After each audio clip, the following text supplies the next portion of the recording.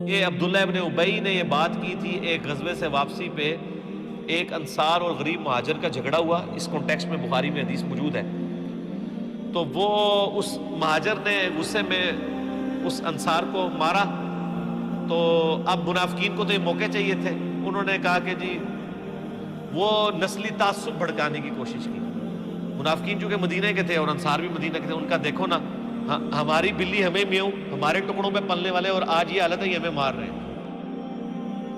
تو اب ہم مدینہ جائیں گے نا تو ہم وہاں سے ان ذلیلوں کو باہر نکالیں گے۔ اب وہ ذلیل ان کو کہہ رہے تھے، نبی علیہ السلام کو، صحابہ کو، یہ تو کلمات کفر ہے۔ کہنے والا کون؟ عبداللہ ابن ابی، لیکن اوپر سے کلمہ پڑھا ہے اور آ رہے جہاد سے واپس ہیں۔ جہاد کار کیا ہے؟ یہ کلمات سیدنا زید ابن ارقم نے سن لی، انہوں نے نبی علیہ السلام کو آ کے بتایا کہ یہ بکواس کی ہے عبداللہ ابن ابی نے، آج تو اس کی منافقت کھل کے سامنے آ گئی۔ حضرت عمر فاروق رضی اللہ عنہ نے کہا یا رسول اللہ اجازت دیں اس کا میں گلا کاٹ دوں۔ آپ فرمایا چھوڑ دو ورنہ لوگ کہیں گے یہ اپنے اصحاب کو قتل کرواتا ہے۔ عبداللہ ابن ابی کو بھی نبی علیہ السلام نے صحابی کہا ہے قانوناً، کلمہ گو تو تھا۔ آپ کے مولوی جو ہے نا کلمہ گو دوسرے فرقے کے لوگوں کو مسلمان ماننے کے لیے تیار نہیں ہے۔ یہ صرف فرق دیکھ لیں آپ، یہ میں آپ کو کمپیریزن کروا رہا ہوں۔ اور نبی علیہ السلام کلمے کا اتنا احترام کر رہے ہیں کہ صراحتاً گستاخیاں دیکھ کے بھی صرف ظاہری کلمے کا احترام کر رہے ہیں، اور یہاں پہ مولوی آپ کو خود سے پہلے گستاخ رسول ڈکلیئر کرتے ہیں، پھر آپ کے کفر کے فتوے چڑھاتے ہیں، پھر آپ کے قتل کے فتوے جاری کرتے ہیں۔ تو زید ابن ارقم کو نبی علیہ السلام نے جب ان کی شکایت سنی، عبداللہ ابن ابی کو بلوا لیا، تو ظاہر منافقین تو آپ پڑھ چکے، انہوں نے جھوٹ ہی بولنا تھا، اس نے انکار کر دیا تھا۔ اس نے کہا جی یہ لڑکا جھوٹ بول رہا ہے، منڈے نے جھوٹ مارا ہے، ایسی گل تو ہو سکتا ہے یا رسول اللہ سے کریے۔ تو آپ علیہ السلام نے پھر خاموشی اختیار کر لی۔ تو زید ابن ارقم کہتے ہیں مجھے بڑا دکھ ہوا اس بات کا کہ میں نے تو خود بات سنی ہوئی تھی، اور حتیٰ کہ یہ حالت ہوگی کہ صحابہ کرام میں بھی چیمہ کو یہ شروع ہوگی کہ یہ جو ہے لڑکا ہے نا منڈا کھنڈا، یہ لڑائی کرواؤ سی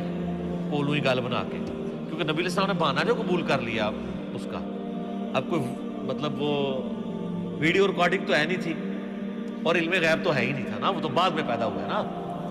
سر علم غیب کے جو جعلی عقیدہ ہے جو بنایا ہوا ہے، ایک تو وہ ہے جو اللہ وحی کے ذریعے بتایا، وہ تو ٹھیک ہے، جو باقی بنایا ہوا ہے یہ تو بعد کی پیداوار ہے نا، ورنہ تو صحابہ کرام کہتے ہیں یا رسول اللہ آپ علم غیب ہے آپ خود ہی بتا دینا۔ تو پھر حضرت زید ابن ارقم اتنے پریشان ہوئے اور پھر اللہ سے دعائیں کر رہے ہیں کہ یا اللہ تو ہی اپنے نبی کو خبر دے دے۔ تو صحیح بخاری میں آتا ہے کہ یہ پھر آیات نازل ہو کہ انہوں نے یہ بات کی ہے، اور سیم وہ جملہ جو عبداللہ ابن ابی نے بولا تھا نا، تو وہ یہی بولا تھا لَإِن رَجَعْنَا إِلَى الْمَدِينَةِ لَيُخْرِجَنَّ الْأَعَزُّ مِنْهَا الْأَذَلُّ۔ پھر تو ظاہر قرآن بچنا تھا، لیکن نبی اسلام فرمایا چھوڑو درگزر کرو، ظاہری طور پہ تو کلمہ پڑھتے ہیں، لیکن زید ابن ارقم جو ہے نا ان کو ایک تسلی مل گئی کہ اللہ تعالیٰ نے ان کی گواہی دی۔ سر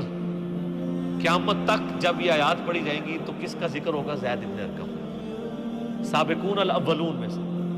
جن کا دار ارقم تھا، جس طرح ہماری اکیڈمی دار ارقم ہے، کیونکہ نبی علیہ السلام کو تو بیت اللہ شریف میں دعوت و تبلیغ کا کام نہیں کرنے دیتے تھے، تو آپ نے گھر دار ارقم، اسی کے اوپر وہ جماعت اسلامی انہوں نے اسکول بھی بنائے ہوئے ہیں دار ارقم، کہ نبی علیہ السلام کا وہ ایک اکیڈمی تھی جس میں آپ لوگوں کو تعلیم دیا کرتے تھے۔ اور یہ یعنی سینئر صحابہ میں سے ایک تو شروع میں مسلمان ہوئے اور آخر میں فوت ہونے والے مسلمانوں میں سے۔ غدیر خم کی حدیث بھی سر زید ابن ارقم نے روایت کی ہے، صحیح مسلم کی، قرآن اور اہل بیت۔ اور جو جامعہ ترمذی میں حدیث ہے کہ پہلا شخص جو اسلام لایا وہ علی ابن ابی طالب ہے، اس حدیث کے راوی بھی زید ابن ارقم ہے، ٹھیک ہے۔ اور پھر جنگ صفین کے موقع پہ جب مولا علی نے صحابہ کرام کو کھڑے کر کے غدیر خم کی حدیث سنائی اور پھر کہا کہ نبی علیہ السلام نے یہ بھی فرمایا تھا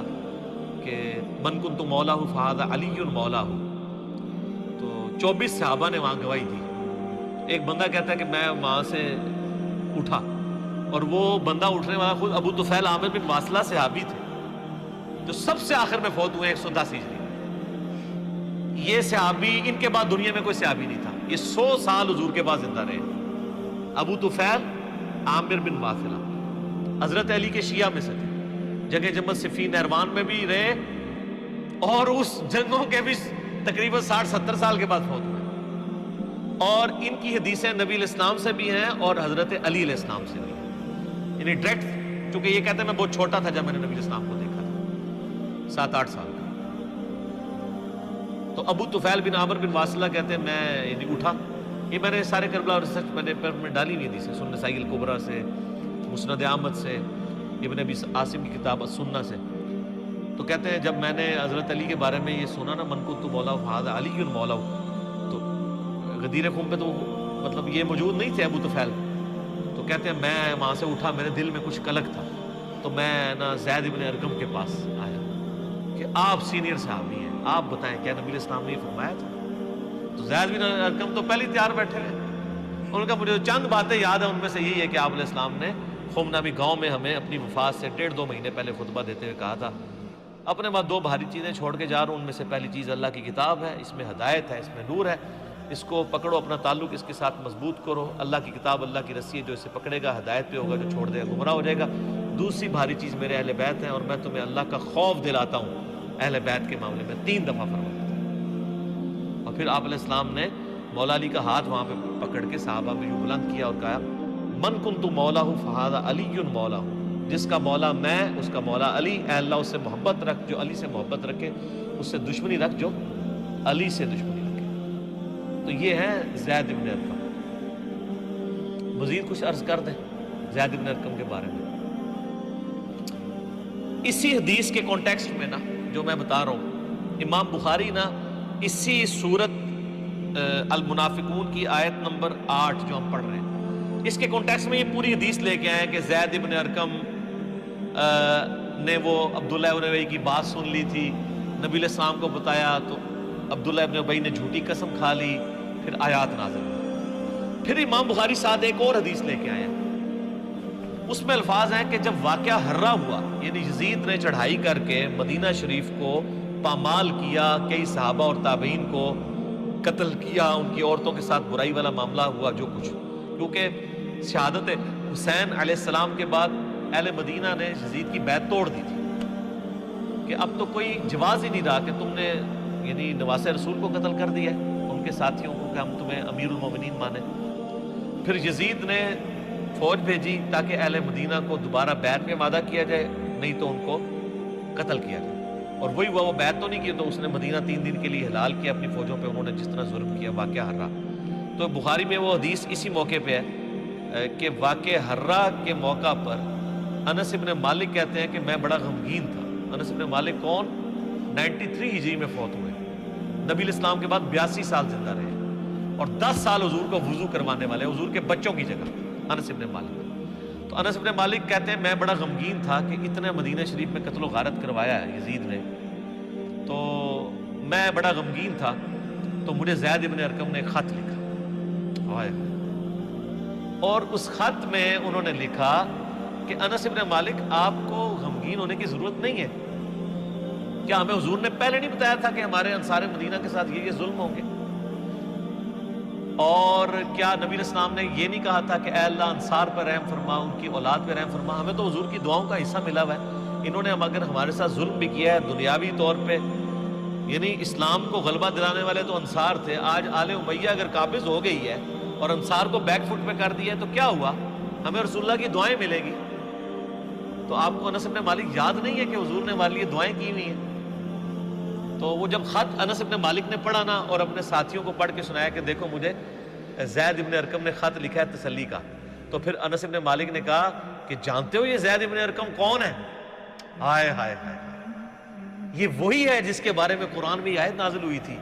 یقولون لئن رجعنا الى المدینۃ لیخرجن الاعز منها الاذل۔